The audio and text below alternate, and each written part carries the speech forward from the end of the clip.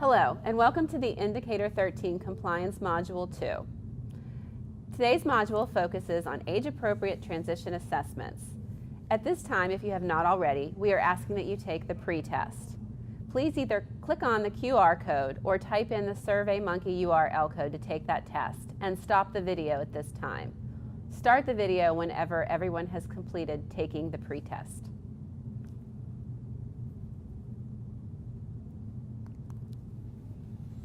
Hello, and welcome to the Indicator 13 Compliance Module Series.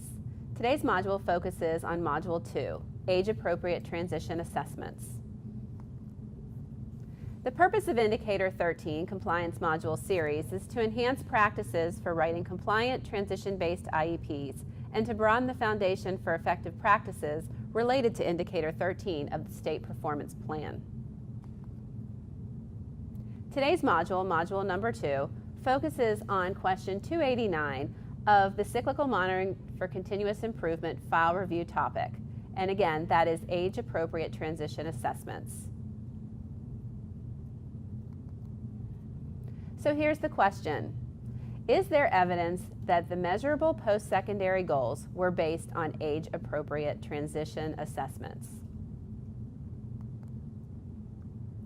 An age-appropriate transition assessment is an ongoing process of collecting information on the youth's needs, strengths, preferences, and interests as they relate to measurable post-secondary goals and the annual goals that will help facilitate attainment of those post-secondary goals.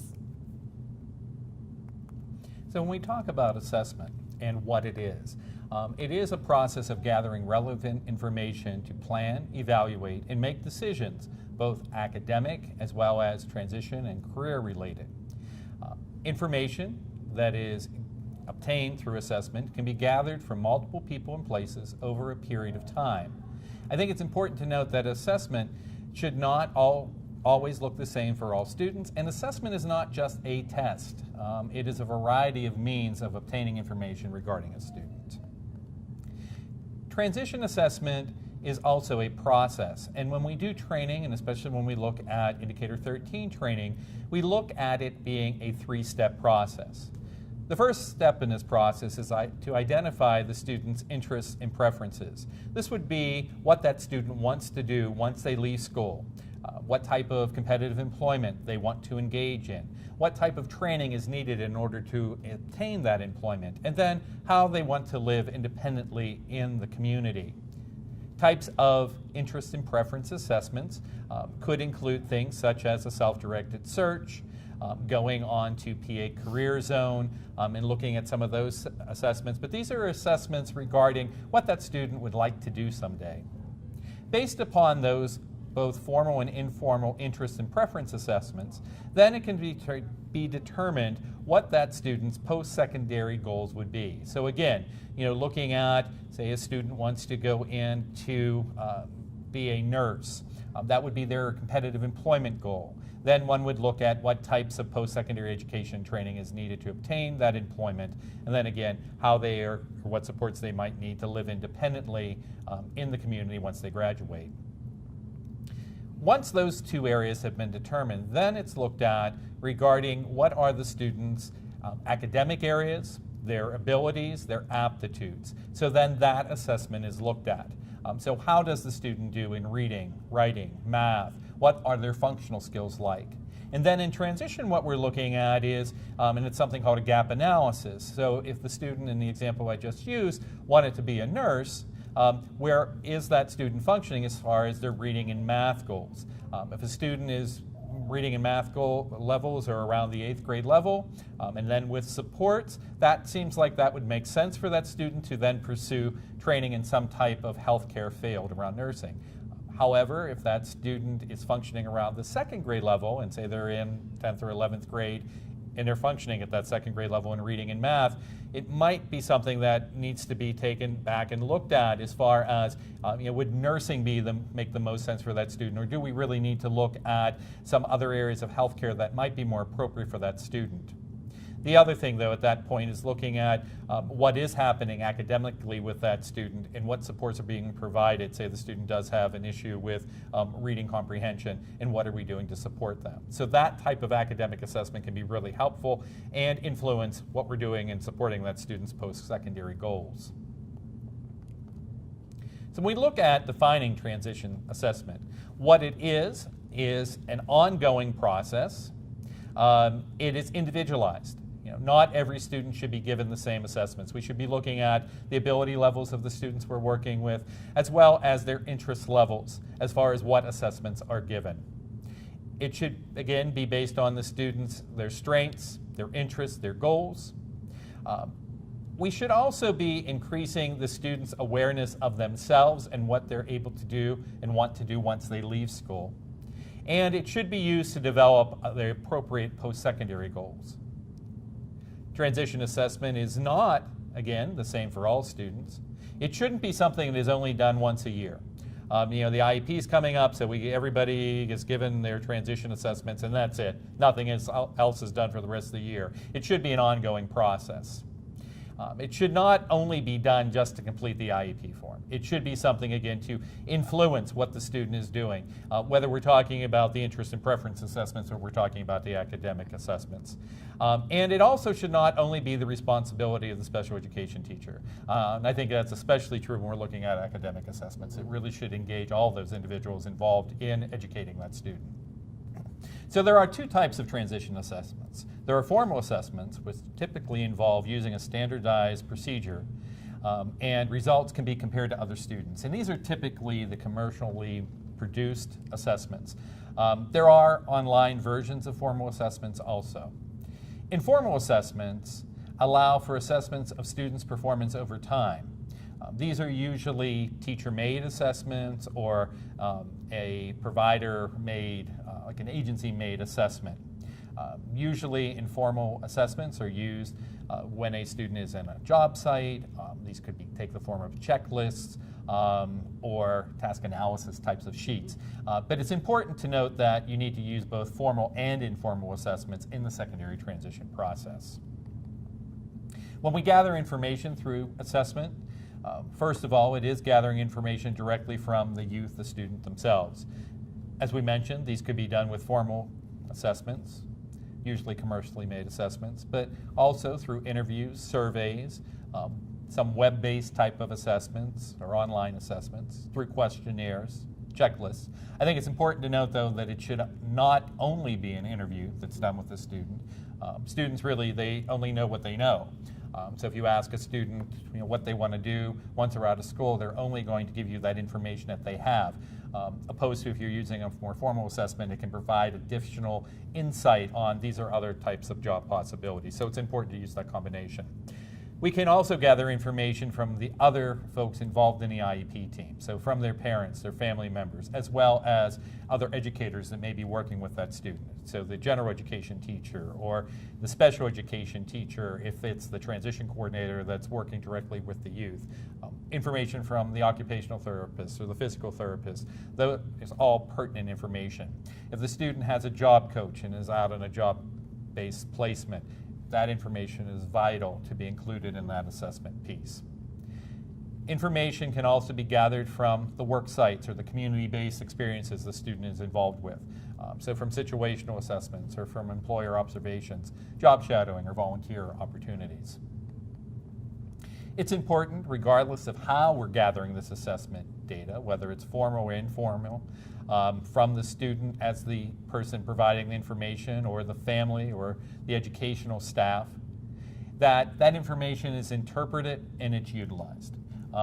Interpreted meaning not just writing down a test score, for example, but explaining what that test score means.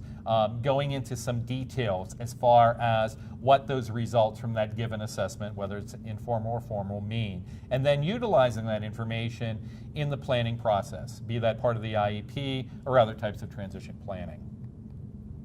It's important just to reiterate that assessment drives the transition process, and that assessment needs to engage that young person, and the data needs to be utilized in developing both the IEP and the transition plan for that individual student.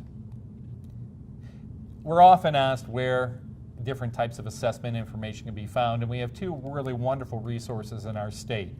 The first resource that's listed on this slide is the Transition Assessment Live Binder, and this was developed by Mindy McMahon from IU number 7, their transition consultant several years ago, and it provides excellent information regarding transition assessment. The other resource listed on this slide is the PA Transition Assessment Resource Wiki. This is something that I put together a number of years ago. We tried to keep it updated, and this goes into some detail and provides information for both the young person as well as their family members as well as educational staff. There's information in there on assessment mapping. It's a really nice resource. And listed there are the actual URL links that will take you to those assessments.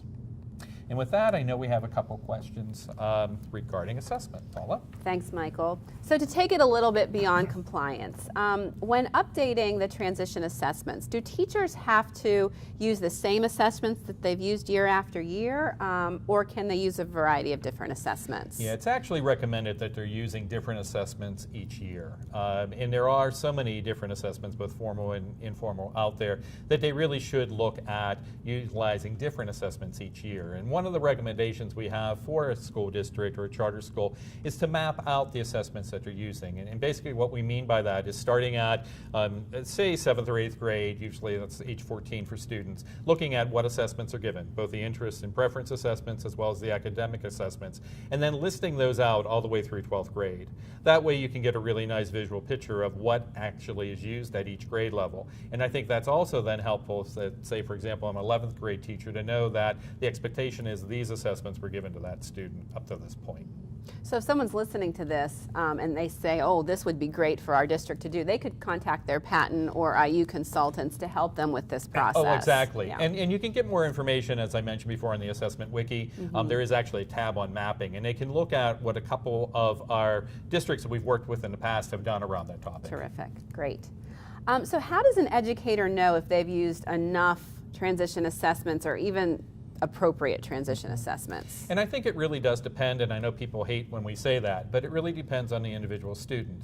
And I think you know that you have used enough if you can answer the question about, does the student and do you as the professional and their family have a good idea of what that student wants to do as far as going on for further employment, what type of training is needed, how they're going to engage in the community. If we can answer that question for that given year, then I think we're good. Mm-hmm. If we can't, then I think we need to go back and really reanalyze that. We're oftentimes asked too about, well, it's an unrealistic goal and that doesn't seem appropriate for that student.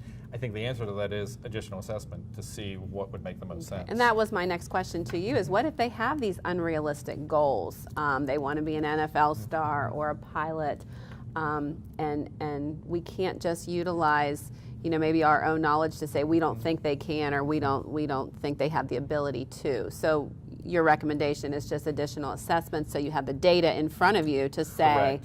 Their abilities do or do not match those goals. Right, and I think we need to really explain that to the young person and the family member what the expectations are, because oftentimes people really don't realize what it takes to do a certain job. And and it's not that you have to make that information up. If you go, for example, the Department of Labor has a website called ONET. It's O with a little star asterisk net. And if you go on there, it does list what the requirements are for a number of different jobs. So you can work through that. We also have in Pennsylvania, there's a website, there's the PA Career Zone that also offers that information, and you can look at categories of different jobs and what expectations are. So I think that there are ways of finding out what expectations are, and then talking to that young person and their family about, these are the requirements, this is where you're currently at, and kind of saying these are the steps or things that would need to happen, and having that discussion, rather than saying there is no way that will ever occur, or you don't have, you don't have the intelligence to do a certain job, really going back. Yeah, good point. So the largest disability category in the state of Pennsylvania are students with learning disabilities, and obviously these students are transitioning into various places post-high school. what should their assessment look like? I know that's a loaded question, but what should their assessment look like? Right, and I think you need to look at what their interests are, first of all, but then looking at some really good standardized assessment. And, not really promoting any particular one, but like a PA, the career cruising, or again, the PA Career Zone site, but I think really looking at what is an appropriate level assessment for that student, but then having them actively engaged in that process, and talking with them and then matching that to where their skills are. I think the other thing really too is to talk about, so you want a particular job, what is the training needed to get to that point, and then discussing that with that young person and the family. Terrific, thank you. This actually concludes Module 2 of our Compliance Module series. Should you have any questions regarding either the content of this module or anything else related to transition, please contact your IU or patent transition consultant. If you don't know their contact information, you can find it on the secondarytransition.org website under the transition directory. And if you are a director of special education, a supervisor of special education, and want to get your results of both the pre and the post test for your teachers, please contact Transition Modules at patentpgh.net. We thank you for your time today. Before you are finished, we are asking that you complete the post test for Module 2. Either click on the QRL code, or the QR code, or type in the URL code, the SurveyMonkey URL code, to access the post test. Thank you for your time today.